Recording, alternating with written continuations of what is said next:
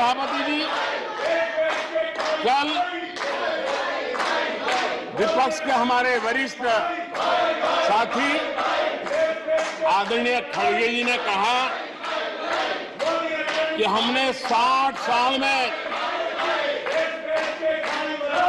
मजबूत बुनियाद बना रहे, ऐसा कल आपने कहा।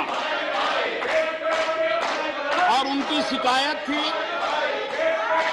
कि बुनियाद तो हमने बनाई और क्रेडिट मोदी ले रहा है।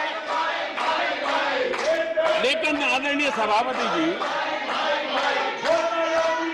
2014 में आकर के जब मैंने बारीकी से चीजों को बड़ी गहराई से देखने का प्रयास किया, फर्स्ट हैंड इंफॉर्मेशन लेने का प्रयास किया, तो मुझे नजर आया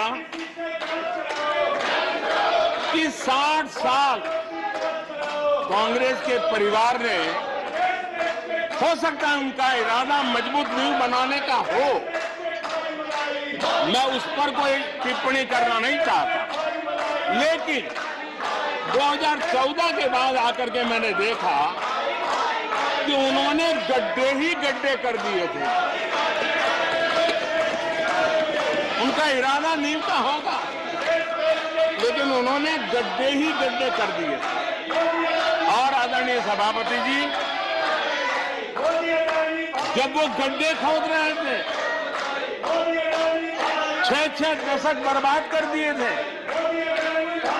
उस समय दुनिया के छोटे छोटे देश भी सफलता के शिखरों को छू रहे थे, आगे बढ़ रहे थे।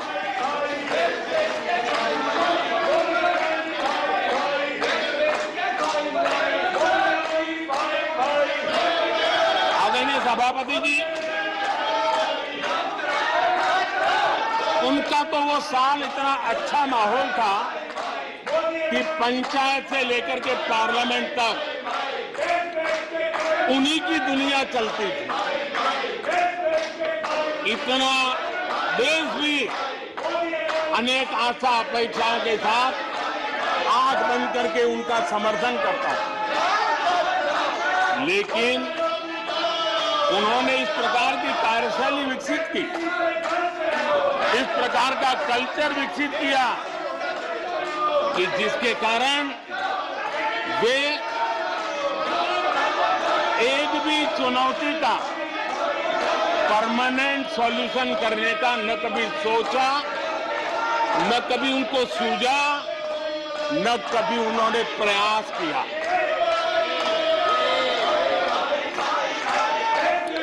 वे बहुत हो हल्ला हो जाता था तो चीजों को छू लेते थे,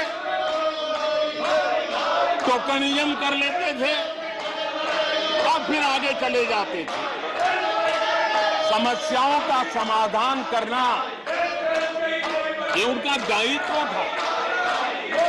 देश की जनता समस्याओं से जूझ रही थी, देश की जनता देख रही थी कि समस्या का समाधान कितना बड़ा लाभ कर सकता है, लेकिन उनकी प्रायोरिटीज अलग थी, उनके इरादे अलग थे और उसके कारण किसी भी बात का परमानेंट सॉल्यूशन का प्रयास नहीं किया।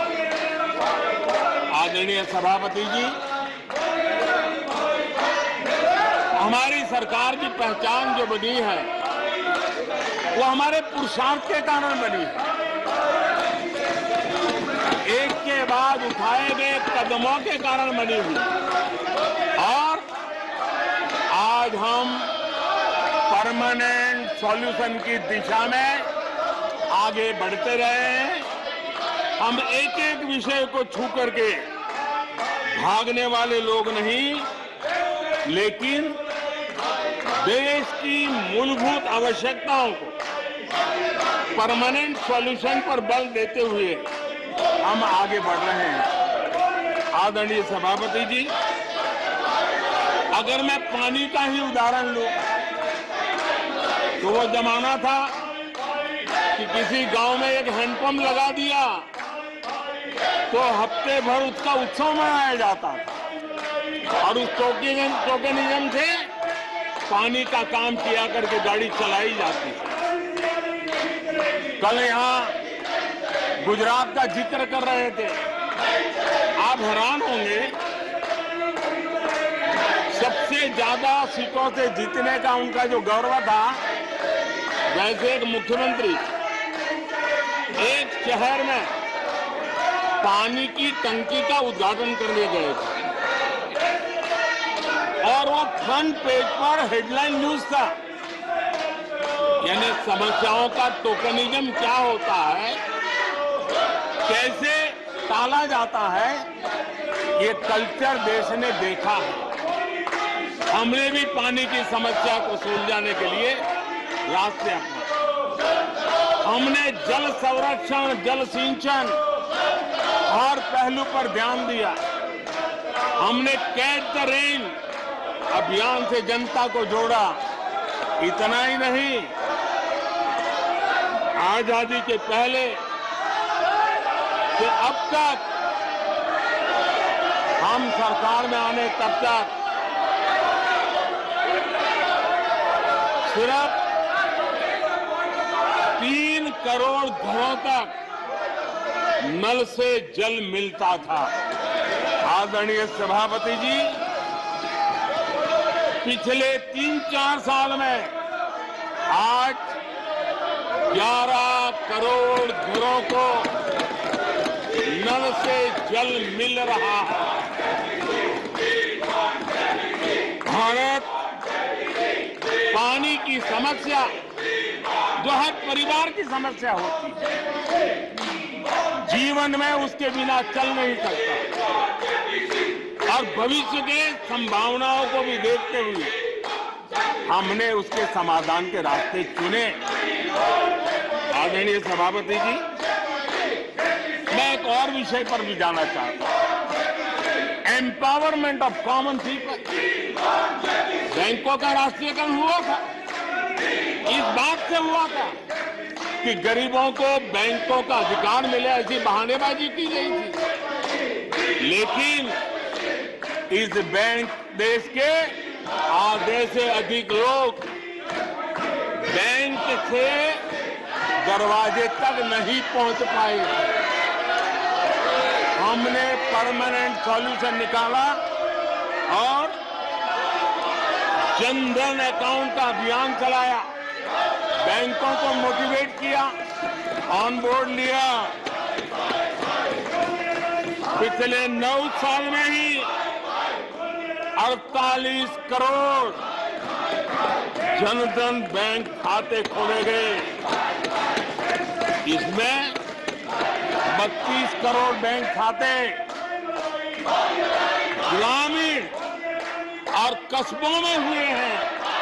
यानी देश के गांव तक प्रगति की मिसाल को ले जाने का प्रयास हुआ।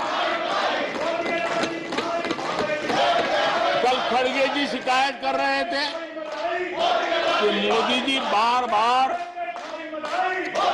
मेरे चुनावी क्षेत्र में आते हैं। वो कह रहे थे मोदी जी कलबुर्गी आ जाते हैं।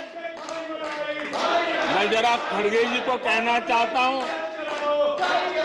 मैं आता हूं उसकी शिकायत करने से पहले ये भी तो देखो कि कर्नाटका में 1,70,00,000 जनधन बैंक अकाउंट खुले हैं। इतना ही नहीं, उन्हीं के इलाके में कलबुर्गी में 8 लाख से ज्यादा जनधन खाते खुले हैं। अब सभापति जी बताइए, इतने बैंक के खाते खुल जाए, इतना एम्पावरमेंट हो जाए, लोग इतने जागरूक हो जाए और किसी का इतने सालों के बाद खाता बंद हो जाए तो उनकी पीड़ा मैं समझ सकता हूं।